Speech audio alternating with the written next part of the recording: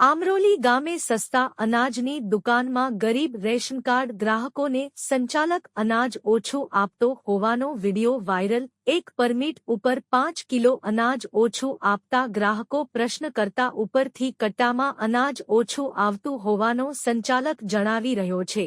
ગરીબોને અપાતા રેશનકાર્ડના અનાજમાંથી કોના માટે આટલી હદે કટકી કરાય તે પ્રશ્નો રેશનકાર્ડ ગ્રાહકો ઉઠાવી રહ્યા છે। અગાઉ પણ આ દુકાન સસ્પેન્ડ કરાઈ હતી, છતાંય ફરી એનું એ જ અનાજ કટકી શરૂ કરાતા પુરવઠા વિભાગ ધ્યાન આપે તેવી માંગ ઉઠી। રિપોર્ટર રેહાન પટેલ, છોટાઉદેપુર। મને બધી ખબર છે કટ્ટામાં કિલો ઓછું આવે, પણ કેટલા સમયથી 2 મિનિટ ભર જરા કેટલા સમયથી તું આ ઓછું અનાજ આલે છે? એટલે કિલો 2 કિલો કેવી રીતે 2 કિલો 2 કિલો એમ? મતલબમાં શારદાબેનનું સામાન જે ખરું અનાજ 35 કિલો છે, તો એને કેવી રીતે થાય યુ એડજસ્ટ? ઉભા રહો માસી, 2 મિનિટ ઉભા રહો। કેવી રીતે ઓછું આવે સામાન એમ? પણ મેં કેમ છું કે એક કટ્ટાની અંદર 500 ગ્રામ કે કિલો અનાજ ઓછું હોય તો એક પરમિટે તું 5 કિલો અનાજ ઓછું હાલે। તું કટ્ટાની વાત ના કર, એક પરમિટે તું 5 કિલો અનાજ ઓછું હાલે। માથાકૂટની વાત નથી, આ હકીકતની વાત છે।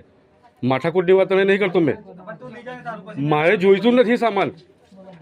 તું જે હાલે તમે લઈએ જ છે સામાન, બરાબર છે, પણ તું એક પરમિટે 5 કિલો અનાજ ઓછું હાલે એટલે કેવી રીતે થાય એમ?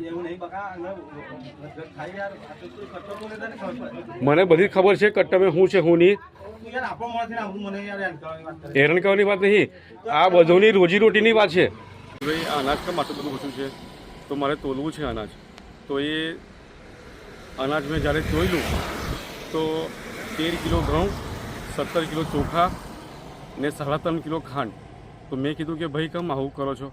તો કે ઉપરથી જ અનાજ આ બધું ઓછું આવે છે ને આ જ પરિસ્થિતિ છે મારા ગામની। આ અનાજની મતલબમાં જ્યારે બી કોઈ માણસો કહે છે તો કકળાટ થાય છે ને બહુ જ બોલાચાલી થાય છે। પેમેન્ટ થઈ હતી ને તે હજુ બી મતલબમાં એ માણસ સુધરતો નથી। મતલબમાં જ્યારે અમારી આ જે દુકાન છે આમરોલી ગામની અનાજ કરાણીની, અનાજ પંડિત દીનદયાળ ગ્રાહકની, એ દુકાનની અંદર 800 જેટલા પરમિટ છે।